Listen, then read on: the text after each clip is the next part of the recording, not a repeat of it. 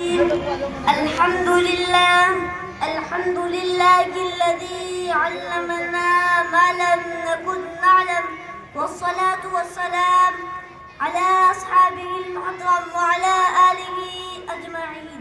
أعوذ بالله من الشيطان الرجيم. بسم الله الرحمن الرحيم. اقرأ وربك الأكرم الذي علم بالقلم علم الإنسان ما لم يعلم. صدر محترم حضرات اکابر دوستوں اور بھائیوں، کسی شاعر نے کیا خوب کہا ہے، علم وہ دولت ہے جو لٹتی نہیں، خرچ کرنے سے کبھی گھٹتی نہیں. محترم بزرگوں، روشنی کسے پسند نہیں، شب تاریک میں مہتاب، اندھیرے کمرے میں قمقمے کسے اچھے نہیں لگتے. ٹھیک یہی بات علم پر صادق آتی ہے. وہ کون سی چیز تھی جس نے آدم علیہ السلام کو فرشتوں سے افضل بنا دیا؟ وہ کون سی طاقت ہے جو انسانوں کو اشرف المخلوقات بنائے ہوئے گئے؟ وہ علم ہے. بھائیوں اور دوستوں، ہم مسلمان گئے، اللہ اور اس کے رسول پر ایمان رکھتے گئے. واقعہ یہ ہے اگر ہم علم نہیں رکھتے تو مسلمان ہو نہیں سکتے. مسلمان جاہل رہے، مسلمان اور ان پڑھ ہو، یہ ہو نہیں سکتا.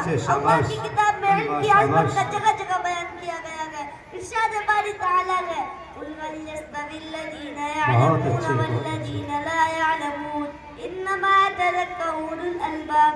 اس آیت کا ترجمہ یہ ہے، کہہ دیجئے کہ اہل علم اور نہ جاننے والے برابر ہو سکتے گئے، عقل مند کی نصیحت پکڑتے گئے. برادران ملت، یہ علم ہی کا کمال ہے جس نے سیدنا حضرت آدم کو مسجد و ملائک بنایا. یہ علم ہی کا کمال ہے جس نے امام اعظم کو قابل تقلید بنایا. یہ علم ہی کا کمال ہے جس نے انسان کو اشرف المخلوقات کے خطاب سے نوازا. یہ علم ہی کا کمال ہے جس نے امام مالک کی شخصیت کو مدینے کی گلی گلی میں مشہور کیا. یہ علم ہی کا کمال ہے جس نے امام احمد کو صرف صوفی وقتی کی نہیں بلکہ قابل نمونہ بنایا. یہ علم ہی کا کمال ہے جس نے حضرت تھانوی کو حکیم الامت کے لقب سے ملقب کیا. یہ علم ہی کا کمال ہے جس نے حضرت گنگوہی کو حامی سنت اور قاطع عبادات بنایا. یہ علم ہی کا کمال ہے جس نے مولانا محمود الحسن دیوبندی کو شیخ الاسلام بنایا. یہ علم ہی کا کمال ہے جس نے مولانا نانوتوی کو سنت کے پیر اور متبع کیا. یہ علم ہی کا کمال ہے جس نے حضرت زکریا کو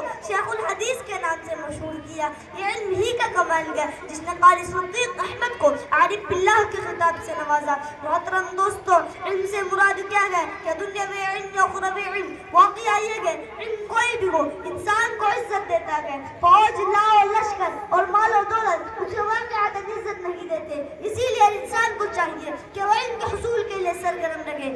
آپ اگر دنیاوی علم حاصل کرتے گئے تو دنیا میں کامیاب رہتے گئے، اور اگر دینی علم حاصل کریں گے تو آخرت کی کامیابی آپ کا قدم چومے گی. محترم دوستو، اگر آپ بھی کچھ عقل والے ہیں، آپ میں بھی کچھ دانش مندی ہے، تو آپ بھی علم کے حصول کے لیے دوڑے، خصوصاً علم دین حاصل کرے، چاہے آپ کو کتنی بھی تکلیف اٹھانی پڑے. مساحب جھیلے، تکلیف اٹھائے، راتوں کو نیند خراب کرے اور دیگر زحمتیں برداشت کرے، پھر بھی علم کے حصول سے نہ بھاگے. اسی میں کامیابی ہے. دعا کہ اللہ تعالی ہمیں اور آپ کو علم کے حصول کی، خصوصاً علم دین حاصل کرنے کی توفیق عطا فرمائے.